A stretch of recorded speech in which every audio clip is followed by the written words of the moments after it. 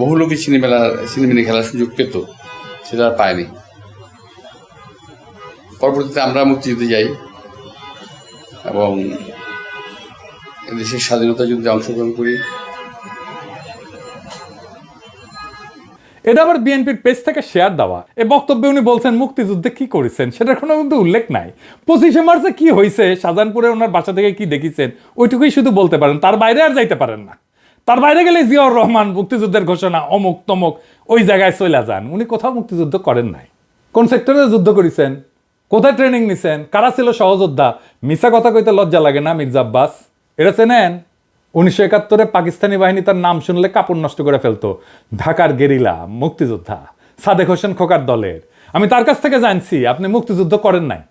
এমনকি আপনি এই যে যারা মুক্তিযুদ্ধ করছে একই সময় ঢাকায়, আজম খান, ইকবাল সুফি, আলমাস লস্কর, কাজী মোহাম্মদ হেদায়েতুল্লাহ, মোহাম্মদ শফি, খুরশিদ আব্দুল মতিন, আবু তাহের, মোহাম্মদ বাশার, খন্দকার আবু জায়েদ, জিন্না, ফরাদ জামিল, ফুয়াদ, মোহাম্মদ শামসুল হুদা, ডক্টর নিজাম, জাহের, কোসি, ঢাকার মুক্তিযুদ্ধের সেই উজ্জ্বল নামগুলা কারো বন্ধু সার্কেলের লোকও আপনি ছিলেন না।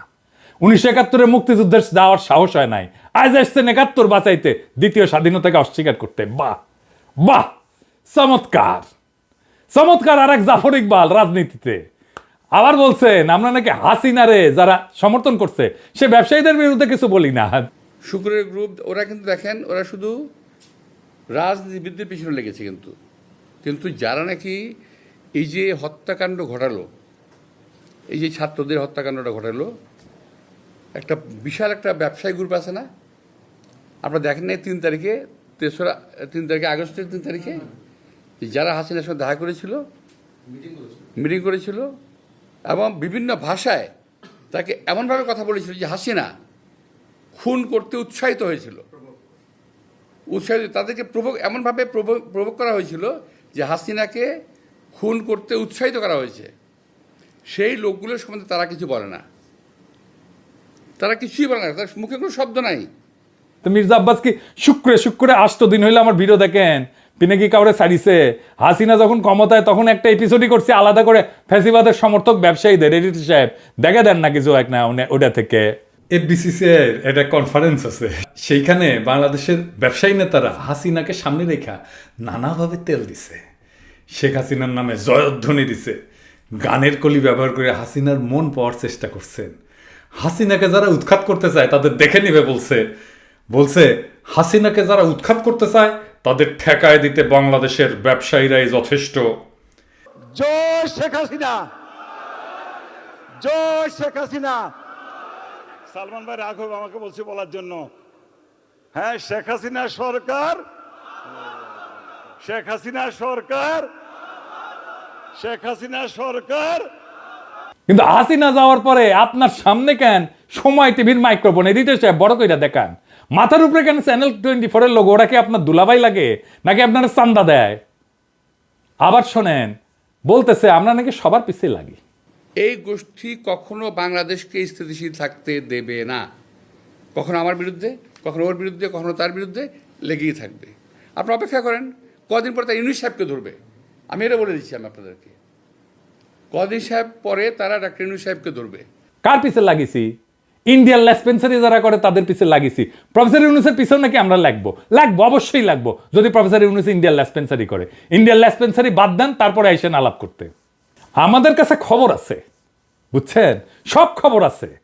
কি করেছেন হাসিনার আমলে, কেমনে কারে ম্যানেজ করেছেন, সব খবর আছে। আপনাদের দলের লোকেরা বলে সোশ্যাল মিডিয়া কিছু না, মাঠের রাজনীতি, ভোটের রাজনীতি আসল। হ্যাঁ আসেন সোশ্যাল মিডিয়া নিয়ে কি করে বিএনপি দেখি। বিএনপি প্ল্যান নিছে যে তাদের ফেসবুকের পোস্টে তো কেউ যায় না, মাসি মারে ওরা নিজেরা বসে, তো স্পন্সর পড়তে পয়সা খরচ কর, টাকা খরচ কর, তা করবে না তারা। বট রিয়াক্ট, বট মানে বুঝেছেন তো, যন্ত্র থেকে ওই যে লাইক শেয়ার দিবে, বুঝেছেন, কমেন্ট করবে, তো বট দিয়ে রিয়াক্ট দেন। দেখেন সব ভিয়েতনামের আইডি, দেখেছেন? হ্যাঁ আপনারা বিএনপির পোস্ট দেখবেন যে হাজার হাজার লাভ রিয়াক্ট পড়িছে, ভালোবাসা রে বন্যা বয়ে যাইতেছে, আপনারা প্রভাবিত হয়ে যাবেন। আরে বাপরা সর্বনাশ, ভালো কাজ করিছে তো, ভালো কথা, আমি একটা লাভ রিয়াক্ট দিয়ে দিই। মানুষের সাথে এরকম প্রতারণা করতে পারে কেউ? আওয়ামী লীগ এরকম প্রতারণা করে নাই জনগণের সাথে, বিএনপি যেটা করছে দেখেছেন। এটাই আপনাদের জার্নি, এটাই বাংলাদেশের রাজনীতি, এরাই হয় মন্ত্রী, দলের শীর্ষ নেতা, আর একাডেমিক যোগ্যতায় কেরানি হয়ে যার জীবন পার কথা ছিল সে হয় মন্ত্রী। যার উপার্জনের ধান্দাই হইতেছে কিভাবে অন্যরে ঠকাবে, আরেকজনকে অতিরিক্ত সুবিধা দেবে, অন্যরে বঞ্চনা করবে বা ভয় দেখায় উপার্জন করবে, চান্দা নেবে। আমি যদি 1 টাকা ইউটিউবে উপার্জন করি না, সেটা আমার ইনকাম ট্যাক্সের ফাইলে আছে, এটা আমার বৈধ উপার্জন। আমি 1 টাকা যদি খরচা করি, ওটাও দেখাইতে পারবো আমি কিভাবে এই 1 টাকা উপার্জন করছি।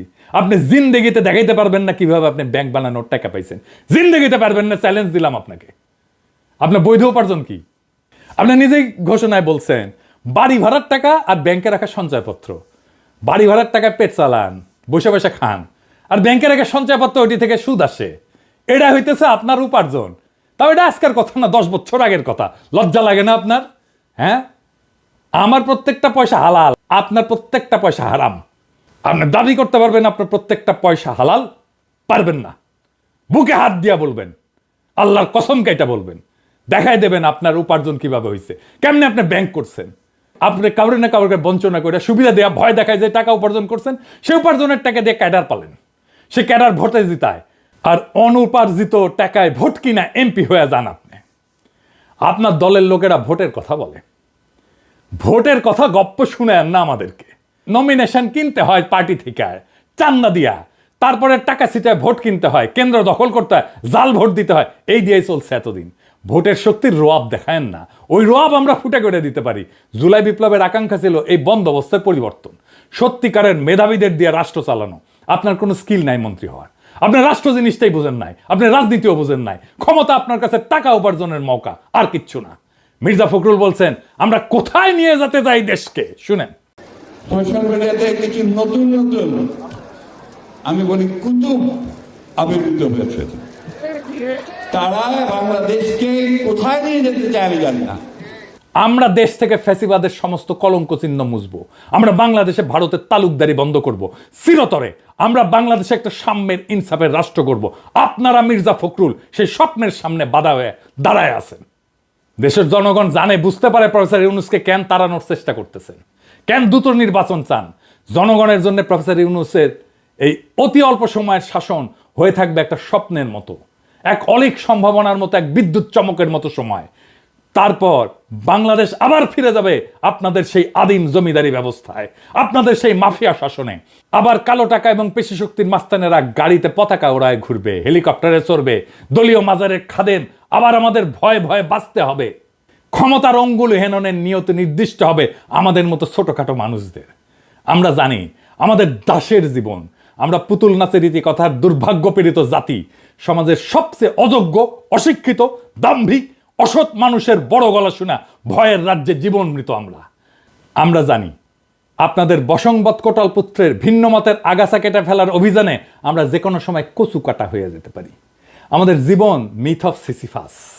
সিসিফাসের গল্প জানেন? আর এক অভিশপ্ত জীবন ছিল, পাহাড়ের নিচ থেকে পাথর ঠেলে ঠেলে ঠেলে ঠেলে যখন সে উপরে নিয়ে যায় একেবারে চূড়ায়, তারপর আবার সেই পাথরটা নিচে পড়ে, আবার তার ঠেলে ঠেলে ঠেলে ঠেলে উপরে নিয়ে যেতে হয়। এটাই তার অভিশপ্ত জীবন। আমাদেরও বাংলাদেশের নাগরিকদের জীবন মিথ অফ সিসিফাস। আমাদের অভিশপ্ত জীবন সিসিফাসের মতো। আমাদের সন্তানেরা বারবার রক্ত দিবে এই ক্ষমতার রাক্ষস তাড়াইতে, আবার নতুন রাক্ষস এসে দখল করবে জনপদ। আমাদের আসলেই কোনো মুক্তি নাই। কিন্তু মির্জা আব্বাস মনে রেখেন, পৃথিবীতে যদি একজন মানুষও থাকে এই নষ্ট দুর্বৃত্তের রাজনীতির মুখোশ খুলে দেবে, সেটা আমি। ঈদের জামাতে যারা প্রফেসর ইউনূসের হাত ছুঁইছে, তারা বলছে আকুলভাবে ছাড়ার 5টা বছর থাকেন, কারণ তারা জানে ওই লোকটা তাদের মানুষের মর্যাদা দিছে। বেশি দিন লাগে নাই, মাত্র 7-8 মাস। মানুষ তার বিপুল সম্ভাবনা আর তাদের অফুরন্ত শক্তির খোঁজ পাইছে, জাতির প্রাণ শক্তি জায়গা উঠছে। এটাই বিপ্লব। আমরা এই পরিবর্তনের জন্য জান লড়াই দিছি, এই জন্যে আমাদের বাচ্চারা জীবন দিছে জুলাই আগস্টে। এটাই বিপ্লবের রুহানি প্লাবন। সেই বিপ্লবের আইকন আজকে প্রফেসর ইউনূস। জনতার স্বপ্নের সামনে বাধা হইয়া দাঁড়াইলে জনতাই আপনাদেরকে রুখে দেবে। সেই দিন বুঝবেন সোশ্যাল মিডিয়া কি জিনিস। আপনারা ক্ষমতায় আসতে পারেন, কিন্তু কোনোভাবেই এই স্বপ্নের সময় প্রফেসর ইউনূসের করে দিয়ে যাওয়া অর্জনকে অতিক্রম করতে পারবেন না। আপনাদের সেই পরাজয় গাথা এখনই লেখা হয়ে গেছে, প্রত্যেক দিন লেখা হচ্ছে। এই নতুন বাংলাদেশের স্বপ্নে যারা অন্তরায় হয়ে দাঁড়াইছে, তাদের ভবিষ্যৎ অনিবার্যভাবে ম্লান।